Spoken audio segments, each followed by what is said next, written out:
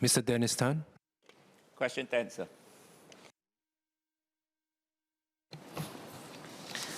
Sir, may I have your permission to take questions 10 and 11 together, please? Please proceed. The redevelopment of Paya Lebar Airbase will only commence from the 2030s. Prior to that, we will evaluate the potential impact on the environment and biodiversity in the area and conduct more detailed environmental studies if the impact is assessed to be significant. These studies will also inform mitigation measures for the redevelopment, including the integration of green spaces in and around Paya Lebar Airbase. For Sungai Serangoon, a network of parks and park connectors have been safeguarded to enhance the green spaces for biodiversity, as well as provide recreational spaces for the community. Mr. Dennis Tan.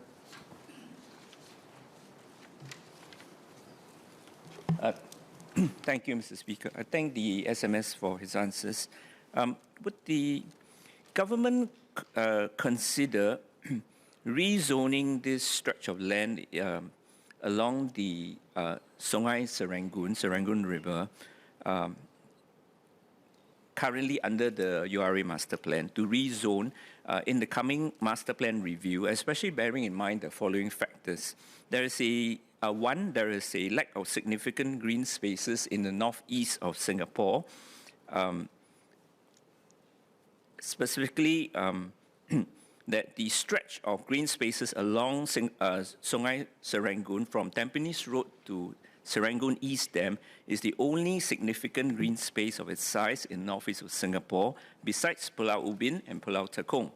I have Hougang residents who have told me that they are wary of the developments of the stretch of green spaces along the Serangoon Park connector by Hougang Avenue 7 and Upper Serangoon View.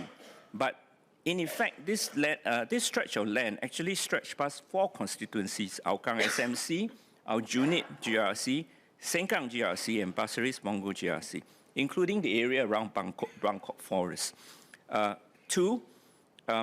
In addition to the biodiversity, the flora, fauna, and even the wildlife that may dwell in these green spaces, many migratory birds actually use this stretch of land, this stretch of green spaces, in their annual migration journeys between the northern and southern hemisphere as they fly through Singapore twice a year.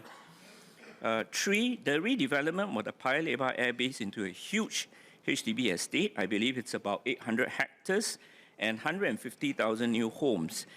These will have a significant environmental impact on the northeast area, including, I believe, heat impact in the surrounding northeast area. So a significant retention of the green spaces on this stretch will mitigate against some of such impact. I also like to ask, can the government consider expanding on the planned area of the green spaces to be retained beyond the current areas which are currently marked on the current URA master plan for the same reasons? Thank you. SMS Tan.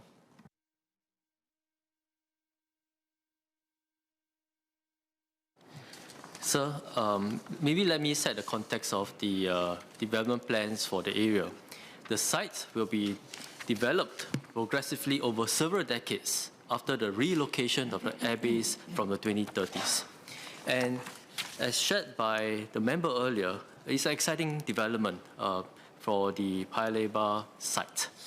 During the Draft Master Plan 2019 exhibition, URA shared the vision that the airbase and surrounding industrial areas can be transformed into a livable and sustainable new town, built on the unique identity as a former airport and airbase. And the new town will have a merit of housing, employment, and recreational opportunities, new node employment to bring jobs nearer homes, more direct connections between adjacent towns, including Hougang, and the rich aviation heritage of its former use.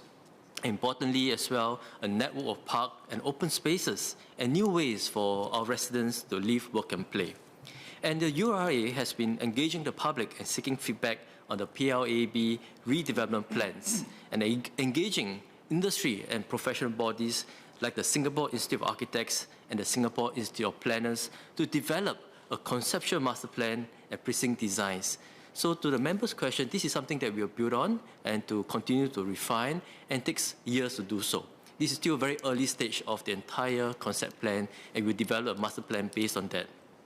And after the master plan has been developed, developing agencies will undergo an in-depth consultation process with the relevant technical agencies to discuss the scope of the works, including the expected impact on the environment, as well as the mitigation measures and monitoring plans to be put in place to minimize the impact when studying the feasibility of the whole area redevelopment.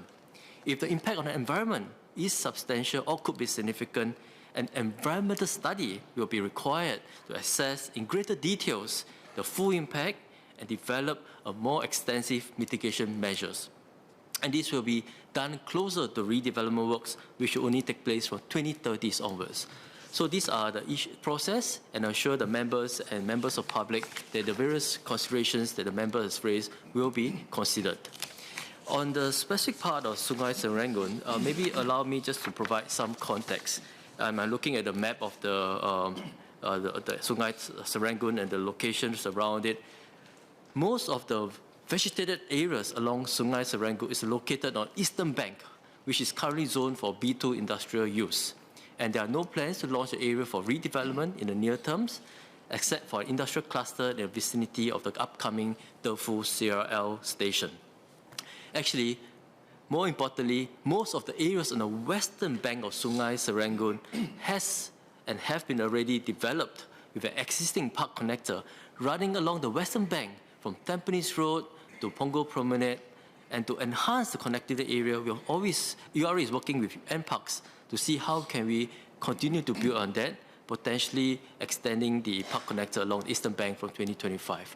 So to assure residents living in the area, actually we have already put in place open spaces, park connectors, and also looking at how we can continue to extend it to benefit not just the residents living there, but people using the space for various activities as well. Mr. Dennis Tan. I thank the SMS for a comprehensive answer. And just to, not to belabor this, but in view of the next master plan review that's coming, I believe is next year, I'd like to urge the government to look into realigning the green spaces currently marked on the current master plan, which is actually a very short stretch. And I'm not just referring to the park connectors, which our residents in the area really enjoy, but really the green spaces on the eastern bank, as the SMS have rightly put it. And that's critical to retain the biodiversity as well as to facilitate wildlife such as migratory birds, which use the area as they hop along the green spaces through Singapore, up and down between their annual journeys between northern and southern hemisphere. Thank you. SMS Tan. I thank the member for the supplementary question and reminder, and very glad to hear that residents enjoy the park connectors and green spaces that are available along the Sungai Serangoon. These are considerations that we will factor into the planning.